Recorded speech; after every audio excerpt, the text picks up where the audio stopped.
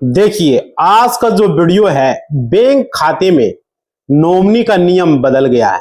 RBI के नए नियम 2025 से लागू हो रहे हैं बैंक नॉमिनी को लेकर, जिसको लेकर आप लोगों को बताने वाले हैं। बहुत सारे लोगों को पता नहीं है भाई, नियम बदल गया है। बार बार मैं बता रहा हूं। देखिए, बैंक अकाउंट में नॉमिनी को लेकर जो पुराना नियम था, उनको पूरी तरीके से भारत सरकार के द्वारा बदल दिया गया है।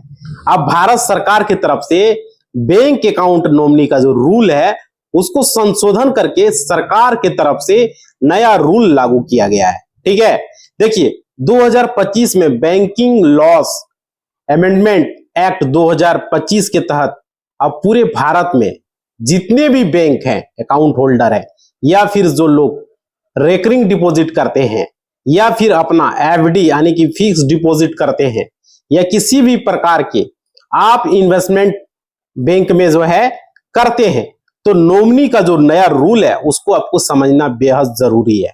समझ रहे हो? देखिए, नहीं तो आपका पैसा आपके बैंक अकाउंट से जो है कभी भी गायब हो सकता है। देखिए, और आप इसके बाद जितने भी पैसे आपके अकाउंट में जमा रहता है, वो पैसा बैंक में ही पड़ा रह सकता है, क्योंकि आरबीआई के अनुसार ये डेटा दिया गया है। बहुत बड़ा अपडेट है भाई। देखो, 2025 के अनुसार भारत में करोड़ों इतने ज्यादा रुपये पड़ा हुआ है, जिसका कि कोई क्लेम करने वाला व्यक्ति नहीं है। कोई व्यक्ति नहीं मिल रहा, इस पैसा को लेने वाला कोई नहीं है। और आरबीआई का जो आंकड़ा है, उसमें जो है अरबों खरबों की संख्या में पैसे ऐसे लोगों के खाते में पड़े हुए हैं। समझ पा रहे हो? और देखो, और न किसी कोई निकासी करने वाला, न कोई क्लेम करने वाला है, जिसका सबसे बड़ा कारण यही है कि बैंक अकाउंट में नॉमिनी ही वहां पर सही तरीके से नहीं डाला गया है। अब देखिए, और सबसे बड़ा कारण क्या है कि जितना भी बैंक अकाउंट में पैसा होता है, और जब वो खाता धारक की मृत्यु हो जाती है, तो उसके बाद यदि बैंक अकाउंट में जितना भी पैसा रहता है, परिवार के सदस्य 2 लोग, 4 लोग, 5 लोग, 6 लोग होते हैं, जितने भी मेंबर होते हैं, उनमें एक व्यक्ति जो है बैंक में जाता है और कहता है या मेरे माता का है, या मेरे पिता का है, या मेरे दादा का है, रिलेशन में लोग लगते हैं, और उनकी डेथ हो जाती है, तो पैसे हम निकासी करना चाहते हैं। समझ रहे हो? इस तरह की बात बोलता है। जबकि बैंक का ये रूल उसके हिसाब से है कि जब भी किसी व्यक्ति की मृत्यु होती है, तो उसका जो पैसा होता है, जब तक उसके पूरे सदस्य नहीं आते हैं, तब तक बैंक पैसा नहीं देता है। और पूरे सदस्य के आने के बाद भी वहां पर कानूनी प्रक्रिया के तहत जो आप फॉर्मेलिटीज होते हैं, उसको पूरे करने पड़ते हैं। देखिए, ये जो काफी पेचीदा तरीका होता है, और जिससे लोगों के खाते में पैसे पड़े रह जाते हैं, उसको बहुत सारे लोग फुलफिल नहीं कर पाते हैं। समझ रहे हो? और उनका पैसा विड्रॉल यानी निकासी नहीं हो पाता है। ये बहुत सारे रूल होते हैं बैंक का। 2020 में आप लोगों को पता होगा, कोरोना काल में भी यही हुआ, जिसमें बहुत सारे लोगों की मृत्यु हो चुकी थी, डेथ हो चुकी थी, और उनके परिवार के लोग बैंक में गए, खाते में लाखों की संख्या में पैसे पड़े हुए थे। बहुत सारे लोग ऐसे हैं, और लेकिन फिर भी बैंक ने वे लोग का पैसा नहीं निकाला, क्योंकि उनके बैंक अकाउंट में नॉमिनी ही सही तरीका से अपडेट नहीं था। समझ रहे हो? और आज तक वो पैसा बैंक में ही पड़ा हुआ है।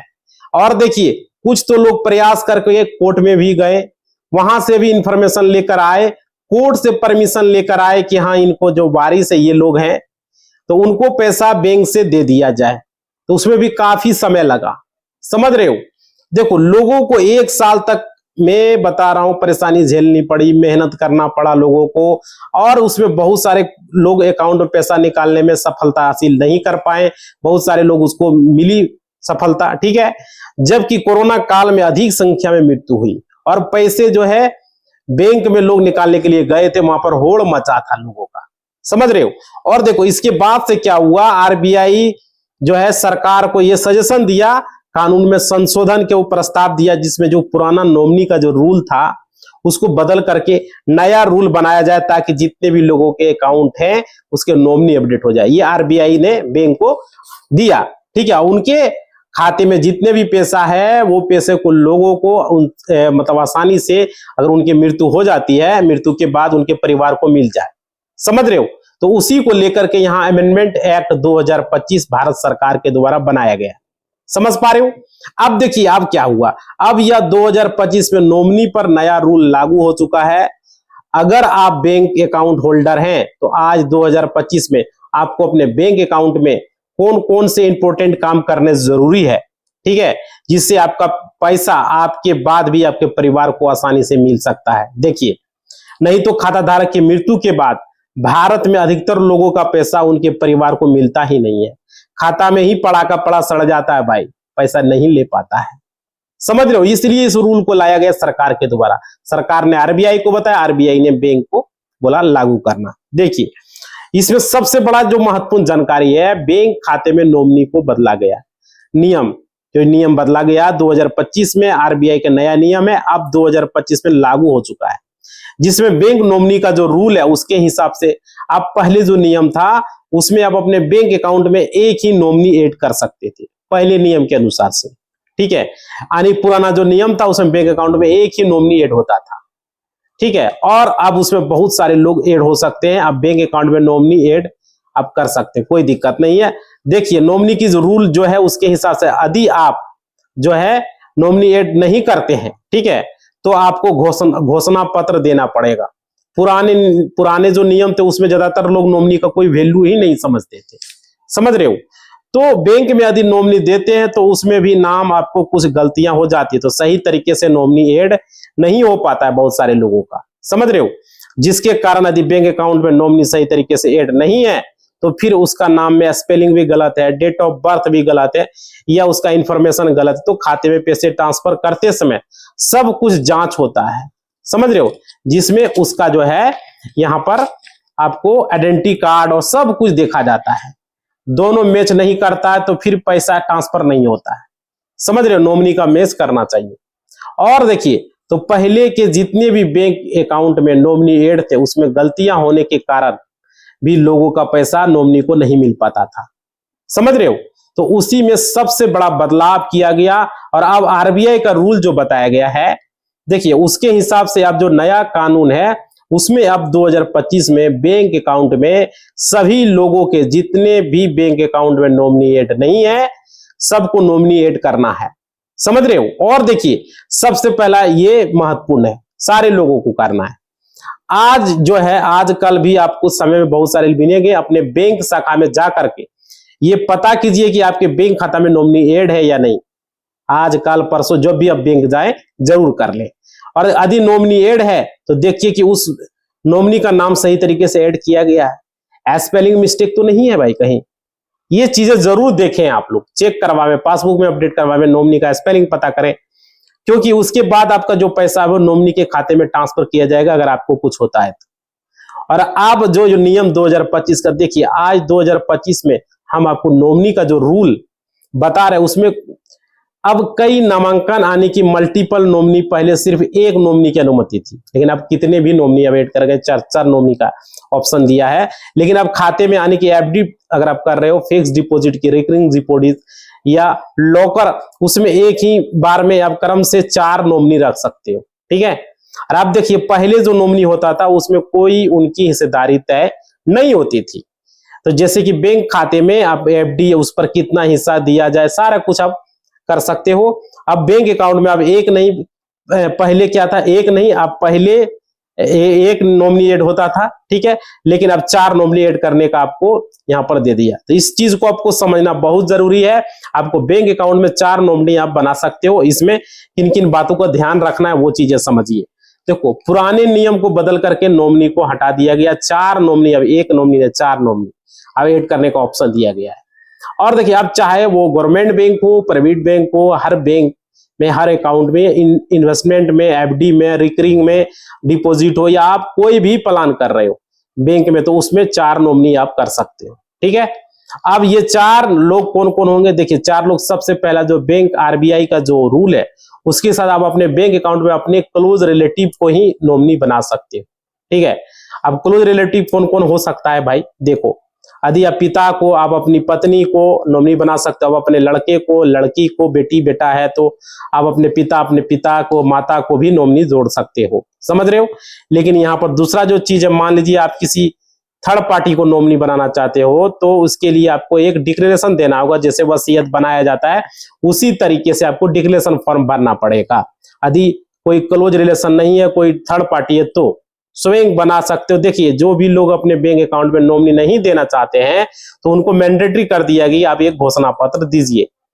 आप देखिए, लोगों को अपनी मर्जी से स्वेच्छा से जो भी नया संशोधन हुआ है amendment act 2025 banking law nominee rule में, उसके हिसाब से ये जरूरी नहीं कि आप नॉमिनी ऐड करेंगे तभी बैंक अकाउंट खुलेगा, ठीक है।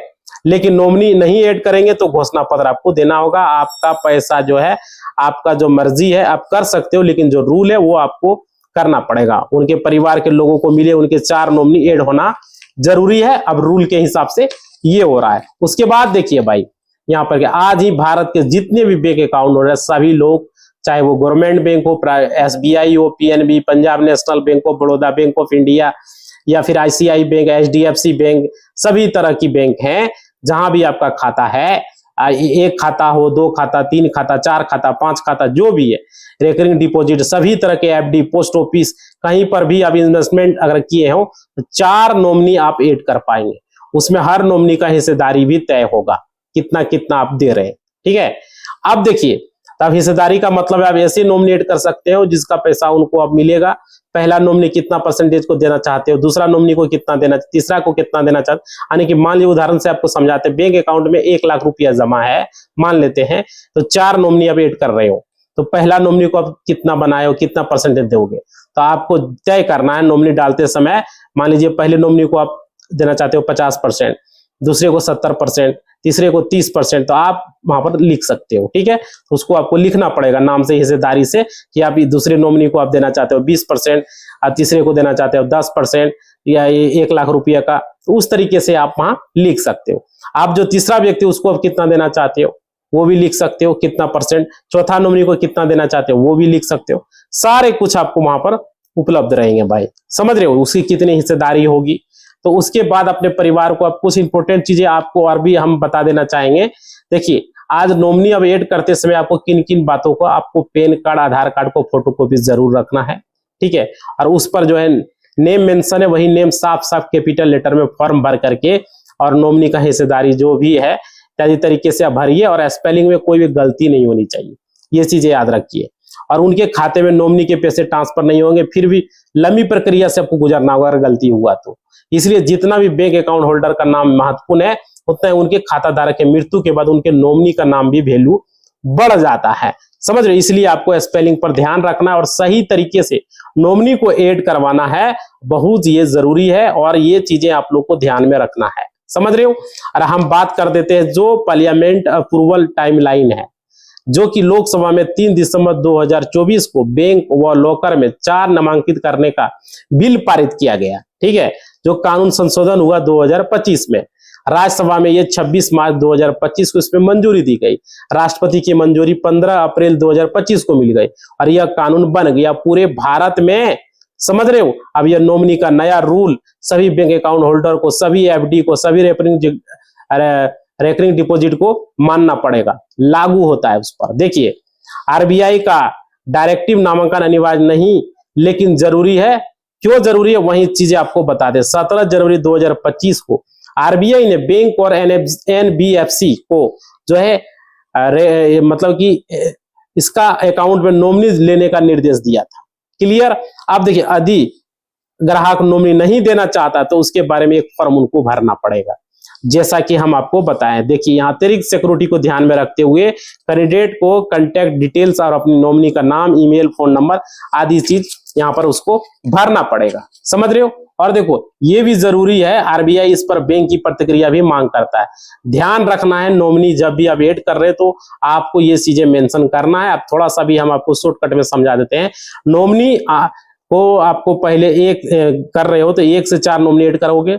और देखो, सेमुलेटिस नॉमिनी पहले होता है, अब संभव हिस्सेदारी निर्धारित की जानी चाहिए, ठीक है। जैसा कि हम दूसरा पॉइंट आपको बता रहे हैं, सक्सेसिव नॉमिनी पहले नहीं था रूल, अब जो है इसको लागू किया। इसमें क्या है कि क्रय से लाभार्थी सक्रिय होंगे, और लोकर नॉमिनेशन पहले 1 था, अब 4 इसमें भी बना दिया गया है, ठीक है। तो नॉमिनी डिटेल्स पहले आपको सिर्फ नाम देना था, अब ईमेल, फोन नंबर भी जरूरी हो गया है।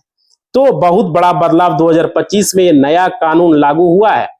अब देखिए यहाँ पर ये चीजें आप लोगों को समझ में आ गया क्योंकि लागू किया गया है। इन बदलावों को नामांकन प्रक्रिया सरल, लचीली, पारदर्शी बनेगी और यह बदलाव पारिवारिक विवाद भी कम होगा, बैंकिंग ट्रांसमिशन आसान बनाने का, क्लेम की प्रक्रिया तेज लाने में लाभदायक होगा। ठीक है, तो परिवार में अगर विवाद होता है, 4 लोग नॉमिनी रहेंगे तो सबका हिस्सा तय है, बाद में भी झगड़ा नहीं होगा, नहीं तो आपस में विवाद उत्पन्न होता ही है। समझ रहे हो? तो ये चीजें हैं नॉमिनी को लेकर जो नियम आया है, जो कि आज का वीडियो में आप लोगों को हमने कंफर्म कर दिया। पूरी जानकारी आज के वीडियो में हमने दिया। भाई देख रहे हो मुंह सूख चुका है। तो आप लोग सारे लोग जितने भी देख रहे हो ये चीजें जरूर करवाना है, मैं बता रहा हूं, और ये फॉलो करना है। तो भाई वीडियो देख रहे हो, चैनल को सब्सक्राइब नहीं किए हो, सब्सक्राइब कर लेना। लाइक नहीं किए हो, वीडियो को लाइक कर दोगे, घंटी को नहीं बजाए तो बजा दोगे, और टेलीग्राम इंस्टाग्राम का लिंक है डिस्क्रिप्शन में, जरूर ज्वाइन करना टेलीग्राम को, इंस्टा को फॉलो करो।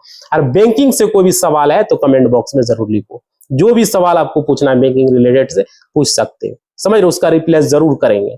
तो भाई लाइक शेयर कमेंट जरूर करें, आपका लाइक शेयर कमेंट का हमें इंतजार रहेगा।